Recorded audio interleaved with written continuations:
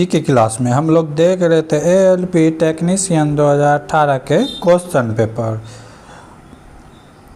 अगर इसका PDF download करना चाहते हैं तो हमारे टेलीग्राम चैनल भगत सिंह जी के क्लास से जुड़े, वहाँ 300 के 30 शिफ्ट के क्वेश्चन आपको मिल जाएंगे आसानी से। अगर चैनल को सब्सक्राइब नहीं किया तो चैनल को सब्सक्राइब करें ताकि रेलवे की किसी भी तरह की जानकारी सबसे पहले आप तक पहुंचती रहे। इसके कुछ क्वेश्चंस हम लोग देख चुके थे पिछले क्लास में, आज उससे आगे देखेंगे। अगर आपने एएलपी का फॉर्म भर दिया है तो उसका एग्ज़ाम होने वाला है, तो उसके लिए प्रिपरेशन तैयारी स्टार्ट कर दे, क्योंकि इतना अच्छा मौका फिर नहीं मिलेगा। क्योंकि फिर इसके बाद टेक्नीशियन का एग्ज़ाम होगा, फिर आरपीएफ का एग्ज़ाम होगा, तो अभी एग्ज़ाम सेशन ही चलेगा। तो तैयारी जम के कीजिए, ठीक है। आज का पहला क्वेश्चन, केरल के कोच्चि में आयोजित कोचीन म्यूजियम बायरनल निम्नलिखित में किसकी एक प्रदर्शनी है? तो ये किसकी प्रदर्शनी है? एक समकालीन प्रदर्शनी है। क्या ये समकालीन प्रदर्शनी है? अगला क्वेश्चन, किसी संख्या के 72% 90 है तो वह संख्या कितनी है? तो मान लिया संख्या x का कितना परसेंट? 72%। परसेंट बदल दिए, कितना है? 90 दिया हुआ है, तो x का वैल्यू निकालना है, ठीक है। तो बहुत आसान है, कर लेंगे। 4 से कटाएंगे, 18 चौके 72, 18 से 18 पंचे 90, फिर 4 से कितना बार में कटेगा? 25 बार में, ठीक है। अब कुछ नहीं बचा है तो तिरछा तिरछी गुना कर देंगे, 25 गुना 5 कर देंगे, कितना आ गया? 125। यानी कि x का वैल्यू कितना हो गया? 125। राइट आंसर क्या हो जाएगा? 125। देखिए, रेलवे की अगर तैयारी कर रहे हैं तो मान लेते हैं कि 60 डे काफ़ी है, क्योंकि रेलवे में अब तीनों क्षेत्र से क्वेश्चन आते हैं, जैसे मैथ हो गया, रीजनिंग हो गया और जीके जीएस हो गया, ठीक है। तो पहले की तरह नहीं होता है कि सिर्फ जीके पूछा जाएगा तो सिर्फ मैथ पूछा जाएगा, उस तरह का नहीं, तीनों को बैलेंस करके लेके चलना है। मैथ में मान लेते हैं कितना चैप्टर होगा? मैथ में 25 चैप्टर होगा, ठीक है। रीजनिंग में कितना चैप्टर होगा? 25 चैप्टर होगा, सब छोटा बड़ा सब मिला के। और जीके तो अनंत है, तो इसकी बात हम करेंगे नहीं। एक चैप्टर मैथ का, एक चैप्टर रीजनिंग का डेली रिवाइज करेंगे, जितना भी हो सके 20-30 क्वेश्चन करके, 50-60 क्वेश्चन करके दोनों पेपर से बनाते जाएंगे और जीके पढ़ते रहेंगे और करंट देखते रहेंगे। करंट भी देखना है तो हाईलाइटेड सब करंट देखना है, बैंकिंग के तरह उस तरह का करंट नहीं देखना है अगर आपको सिलेक्शन लेना है तो। अगला क्वेश्चन, बैटरी टर्मिनलों से वैसे ही संबंधित है जैसे चुंबक। कहता है बैटरी, जो बैटरी होता है सेल होता है, इसके ऊपर भाग को टर्मिनल कहते हैं। तो उसी तरह क्या करा है कि जैसे टर्मिनल से संबंधित है, माइनस प्लस से संबंधित है, तो उसी तरह चुंबक किससे संबंधित होता है? ध्रुव से संबंधित होता है। किससे संबंधित होता है? पोल से संबंधित होता है। प्रतिकर्षण ये तो नहीं होगा, उत्तर दिशा की ओर संकेत ये भी नहीं होगा, ध्रुव की ओर। जिस तरह वहाँ पे टर्मिनल चुंबक की बैटरी के लिए था, उसी तरह यहाँ पे चुंबक के लिए क्या है? ध्रुव। अगला क्वेश्चन, 69 को 3 भागों में इस प्रकार बांटे कि वे समांतर श्रेणी में हो जाए और उनके सबसे छोटे भागों का गुणनफल इतना हो, 483 हो। तो करना क्या है सवाल में? पहले समझेंगे समांतर श्रेणी। समांतर श्रेणी क्या कहते हैं कि 2 अंकों के बीच समान गैप हो, 2 अंकों के बीच क्या हो? समान गैप हो, उसी को समांतर श्रेणी कहते हैं। जैसे यहाँ पे ऑप्शन से भी हम लोग छांट सकते हैं। यहाँ पे देखिए 8 का गैप है, इसमें कितना का? 8 का गैप है, इसमें भी 8 का गैप है। चलिए, इसमें 4 का गैप, इसमें भी 4 का गैप, इसमें 6 का गैप, इसमें भी 6 का गैप, इसमें 2 का गैप, इसमें 2 का गैप। तो हम एपी से समांतर श्रेणी से छांट नहीं सकते, आगे देखेंगे। अब क्या करा है? अंतिम छोटे भागों का गुणनफल 483 हो। कह रहा है छोटे भागों का गुणनफल कितना हो? 483 हो। तो अब हम यहाँ से इसी से पकड़ेंगे, दो छोटे भागों का गुणनफल कितना हो, 83 हो। ठीक है, तो करेंगे क्या, लास्ट में कितना आना चाहिए, 3। अब अगर 5 या 15 गुना कर रहे हैं दो छोटे छोटे भाग का तो 5 आ रहा है, ए ऑप्शन ख़त्म हो गया। अगला कितना आ रहा है, 9 या 27, लास्ट में कितना आ रहा है, 7 आ रहा है, ए बी ऑप्शन ख़त्म। अगला कितना आ रहा है, 7 या 21, 1 आ रहा है, ए बी ऑप्शन ख़त्म। 3 गुना 1 कितना हो गया, 3। ठीक है, ये ऑप्शन बचा हुआ है 4 नंबर। अब आगे एक क्रम देख लेंगे। ठीक है, अब इसी को गुना करके देख लेंगे, अंतिम इसको छोड़ देंगे। ठीक है, क्योंकि कह रहा है छोटों भागों का गुणनफल, तो छोटे भाग क्या हो जाएगा, 21 गुना 23, इसी का गुणनफल कितना कर रहा है, 483 है।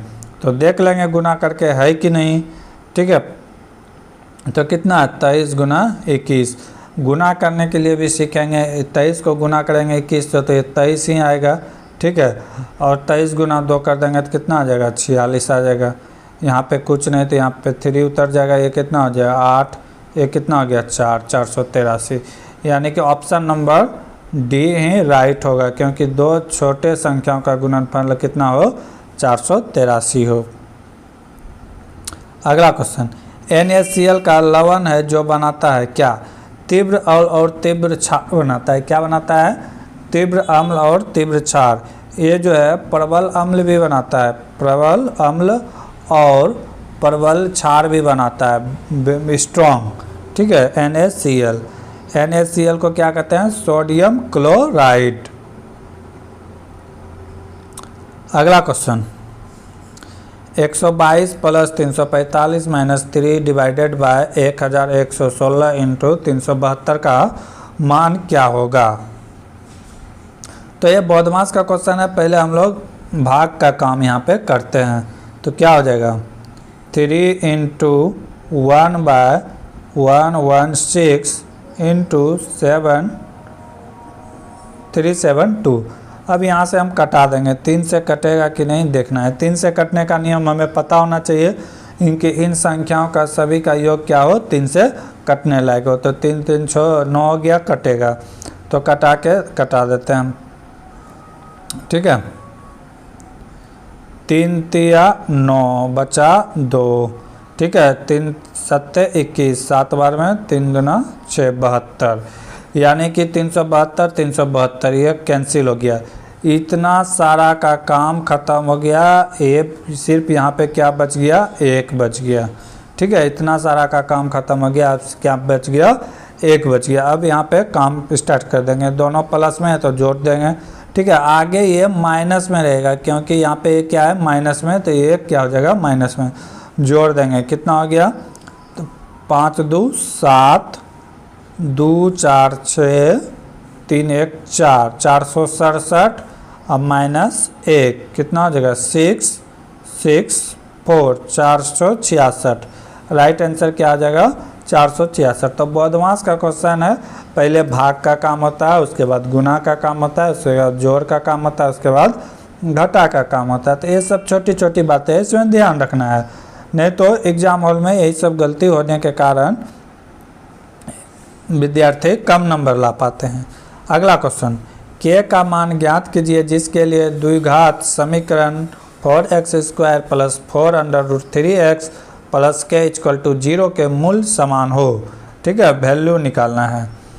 तो मूल समान होने का फार्मूला क्या है, b² - 4ac, b² - 4ac। a का वैल्यू क्या हो जाएगा, 4 हो जाएगा।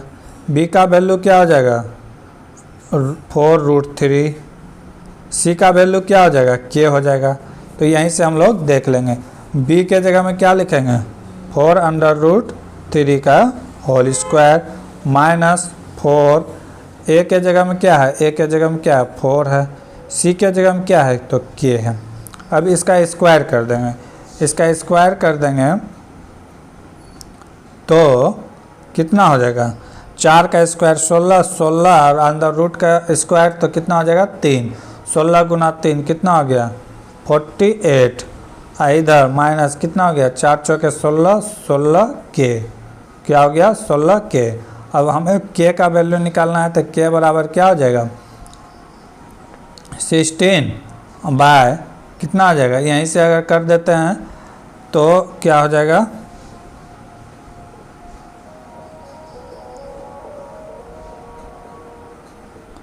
क्या आ जाएगा 48/16 इक्वल टू के।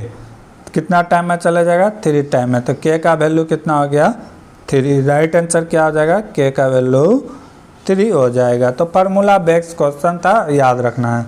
क्या होता है, बी स्क्वायर बराबर होता है 4ac। बी स्क्वायर के बराबर क्या होता है 4ac।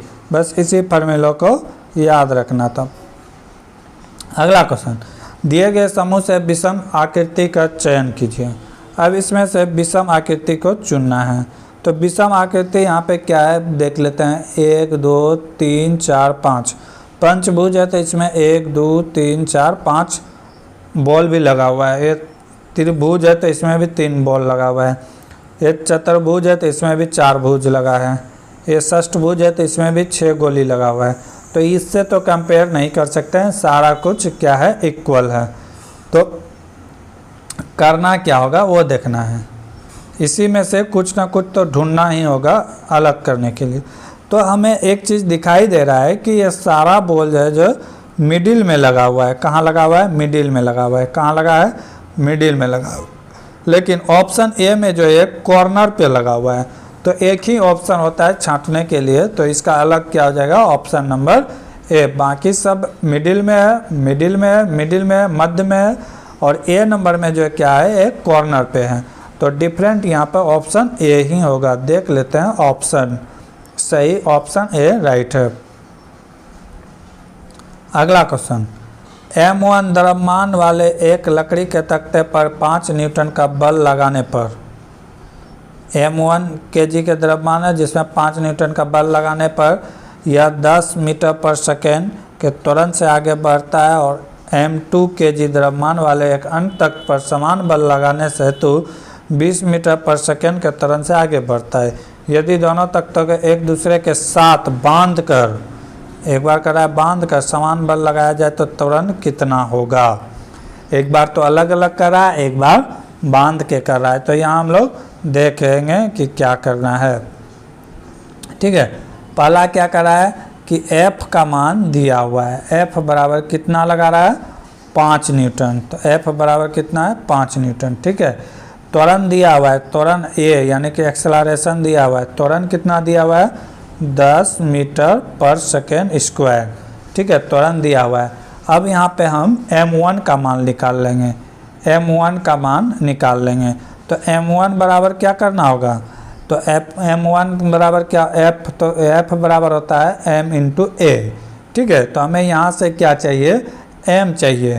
तो M बराबर हो जाएगा F बाय A। क्या हो जाएगा, F बाय A। तो F का वैल्यू यहाँ पे कितना दिया हुआ है, 5 न्यूटन। कितना दिया हुआ है, 5 न्यूटन। ठीक है, और त्वरण का मान कितना दिया हुआ है, त्वरण का मान दिया हुआ है 10। A का मान कितना दिया हुआ है, 10। अगर इसको कटा देंगे तो ये कितना हो जाएगा, ये कटेगा 2 बार में, यानी कि 1/2 होगा, 0.5 kg होगा। कितना आ जाएगा, 0.5 kg। ठीक है, ये निकल गया M1 के लिए, M1 के लिए। अब फिर हम लोग क्या करेंगे, M2 के लिए निकालेंगे, दूसरे वस्तु के द्रव्यमान के लिए निकालेंगे।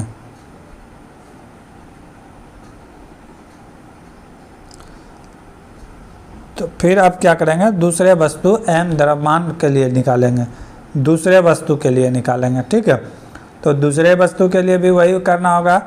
F का मान तो वही दिया है, 5 न्यूटन। ठीक है, A का मान यहाँ पे चेंज है। A का मान कितना दिया हुआ है, त्वरण का मान दिया हुआ है 20 मीटर पर सेकेंड स्क्वायर। ठीक है, अब यहाँ पे क्या हो जाएगा, M2 का वैल्यू निकालना होगा। M2 यानी कि दूसरे वस्तु का वैल्यू। तो फिर M2 का भी वही मान हो जाएगा। M लाएंगे कहाँ से, तो F बराबर होता है M इंटू A। ठीक है, तो यहाँ से फिर M बराबर हो जाएगा F बाय A। ठीक है, F बाय A।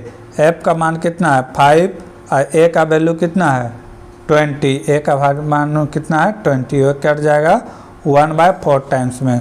कितना बार में कट गया, 1/4 टाइम्स में कट गया। 1/4 टाइम्स में कट गया, 1/4 टाइम्स में कट गया, तो इसका वैल्यू कितना आ जाएगा 0.25 kg। ठीक है, अब यहाँ से दोनों को क्या कर रहा है कि M1 M2 का वैल्यू निकला। अब क्वेश्चन से कह रहा है कि M1 प्लस M2 को बांध के गति कराया जाए। तो क्या कर रहा है कि M1 M2 को बांध कर गति कराया जाए। मान लेते हैं कैपिटल M और इधर स्मॉल m M1 M2। तो यहाँ से क्या हो जाएगा, M का वैल्यू निकलेगा, ये निकला था M1 निकला था 0.5 और M2 निकला था कितना 0.25। और जब दोनों को जोड़ देंगे तो ये कितना हो जाएगा 0.75 kg। कितना हो जाएगा 0.57 kg। अब क्या कर रहा है कि दोनों बल्क लगाने पर त्वरण का मान कितना होगा उसी न्यूटन में। तो F बराबर फिर से फार्मूला हो जाएगा M/A। तो यहाँ पे क्या पूछ रहा है, त्वरण पूछ रहा है। तो त्वरण निकालने के लिए हमें क्या करना पड़ेगा, F/m हो जाएगा, F/ क्या हो जाएगा। अब सबका वैल्यू पुट कर देंगे। M का वैल्यू कितना है, M का वैल्यू कितना है, F का वैल्यू कितना है 5 न्यूटन। M का वैल्यू कितना आया है, M का वैल्यू आया है, अभी निकाले थे ना, दोनों को जोड़ के 0.725 kg। ठीक है, बस इसी को क्या करेंगे भाग दे देंगे तो जो वैल्यू आ जाएगा वही इसका मान हो जाएगा। तो क्या हो जाएगा 5 डिवाइडेड बाय 0.75। जब इसको भाग दे देंगे तो नीचे से दशमलव खत्म, 2 0 तो यह जाएगा 6.67 मीटर पर सेकेंड स्क्वायर, 6.67 पर मीटर स्क्वायर। बहुत लेंदी क्वेश्चन है, अगर एग्जाम में आए तो इसे छोड़ ही देने पे बेहतर रहेगा। अगला क्वेश्चन, एक खींची हुई धनुष से तीर छोड़ते समय धनुष की स्थितिज ऊर्जा किस में बदल जाती है। तो एक किस में बदल जाती है, तो एक गतिज ऊर्जा में बदल जाती है। किस में बदल जाती है, तो गतिज ऊर्जा में बदल जाती है। अगला क्वेश्चन, 2 पाइप A और B एक टैंकी को क्रमशः क्या कर रहा है कि 2 पाइप है, क्रमशः A जो है 25 मिनट में और B आधा घंटा। देखिए यहाँ पे आधा घंटा लिखा है कि बच्चे का ध्यान भटके, तो क्वेश्चन अच्छा से पढ़ना है। B का मान कितना दिया हुआ है 30 मिनट। ठीक है, 30 मिनट दिया हुआ है। और कह रहा है कि पाइप C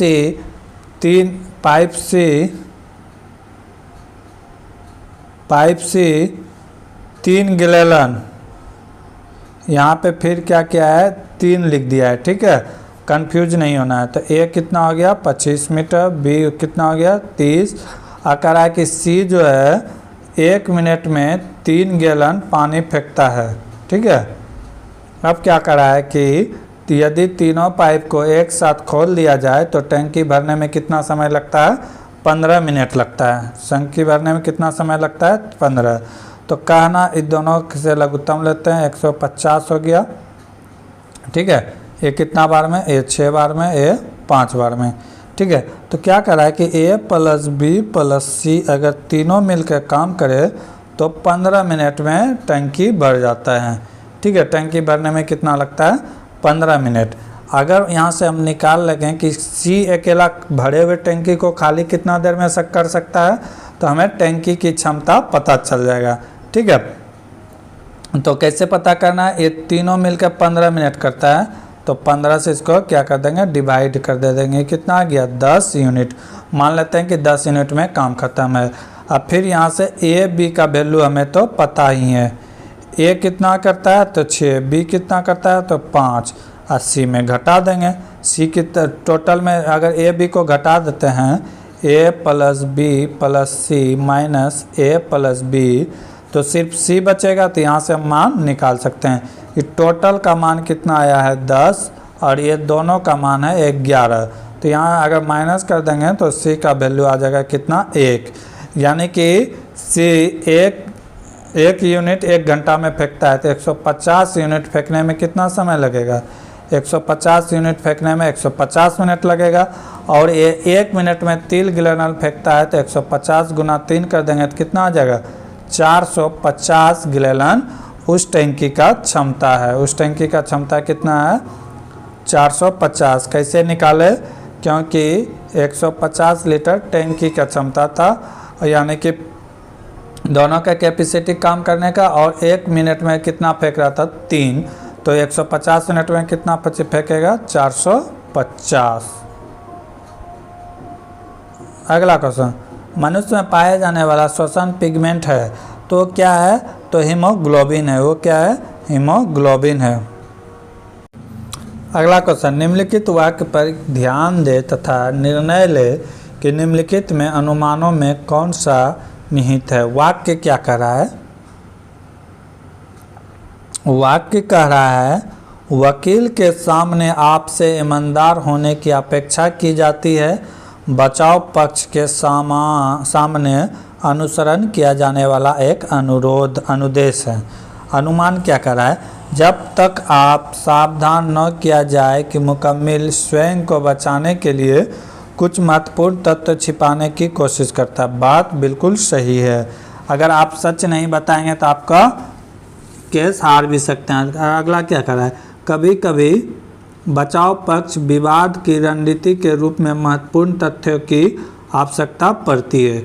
बिल्कुल सही है। दोनों ही वाक्य क्या है? बिल्कुल ही सही है कि ये दोनों ही अंतर्निहित है। अगला क्वेश्चन, उस उत्तर चित्र का चयन करें जो दिए गए प्रश्न चित्र में रिक्त स्थान में सही तरह भरा जा सकता है। यहाँ पे कह रहा है कि भरने के लिए, ठीक है। तो यहाँ पे हम देख रहे हैं क्या कि पहला में तो इस टाइप का है, अगले में क्या हो रहा है? पैरेलल हो रहा है। एक में क्या है? ब्लैंक है और पैरेलल है। तो इसमें तो ब्लैंक हो गया, इसमें भी आधा भरा हुआ है, इसमें भी इस टाइप का है। तो अगला में हो गया पैरेलल, ठीक है। ये ब्लैंक है। तो इस बार क्या होगा? इस बार क्या होगा कि आधा भरा हुआ है, आधा भरा हुआ है। तो इस बार क्या हो जाएगा कि इमेज में एक चीज़ का ध्यान दीजिएगा, दो फिगर जो भरा है तो एक आधा इस तरह भरा है और एक आधा इस तरह भरा है, दोनों में, इसमें भी और इसमें भी। तो अगला में भी हमको उसी पैटर्न को फॉलो करना है। अगला में क्या हो जाएगा? तब इस टाइप का तो भरा हुआ है, तो किस टाइप का भरा होना चाहिए? इस टाइप का, ठीक है। और ये ऑप्शन किस में है? डी में है। ऑप्शन किस में है? डी में है। थोड़ा सा दिमाग लगाना पड़ेगा एग्जाम हॉल में, नहीं तो आप क्वेश्चन गलती कर सकते हैं।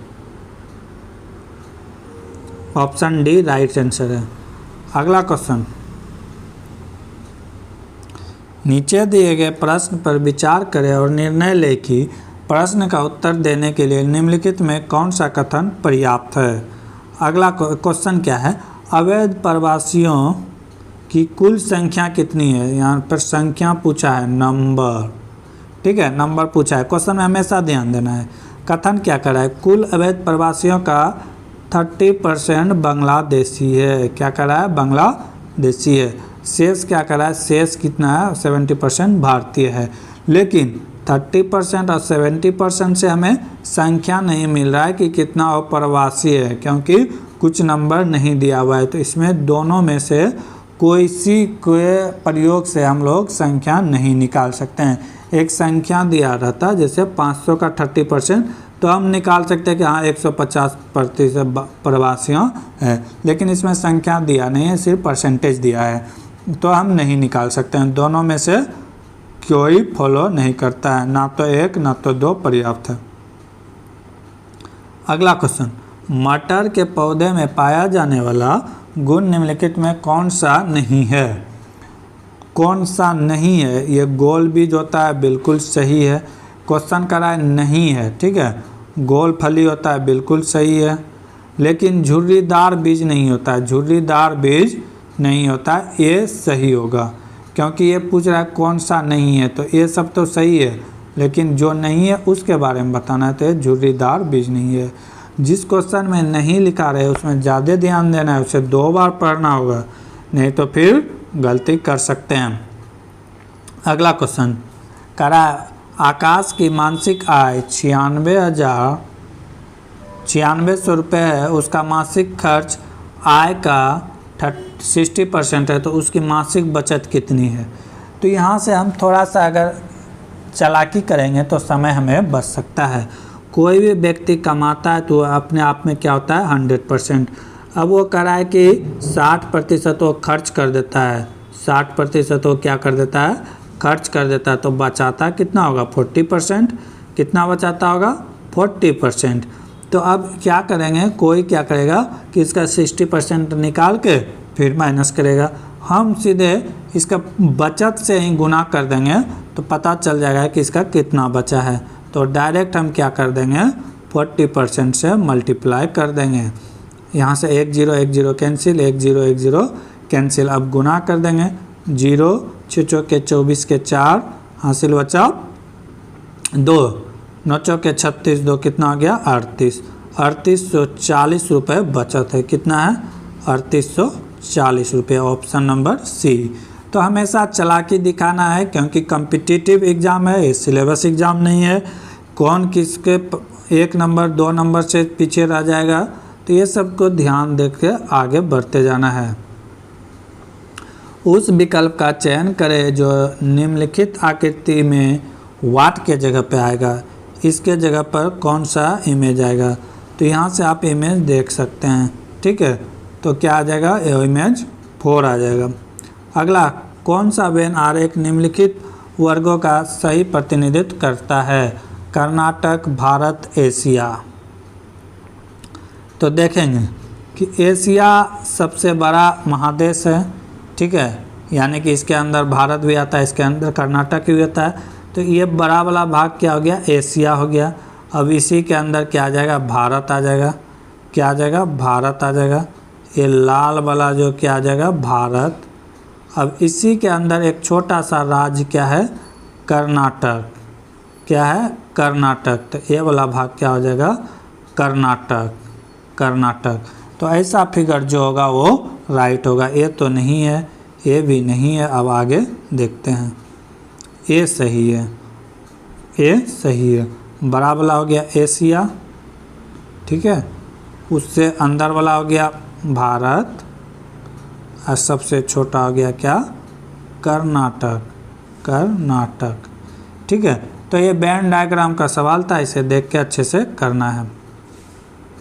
अगला क्वेश्चन, दिए गए कथन को सही मानने और निर्णय ले कि कौन सा निष्कर्षण कथन का तारांकित रूप से अनुसरण करते हैं।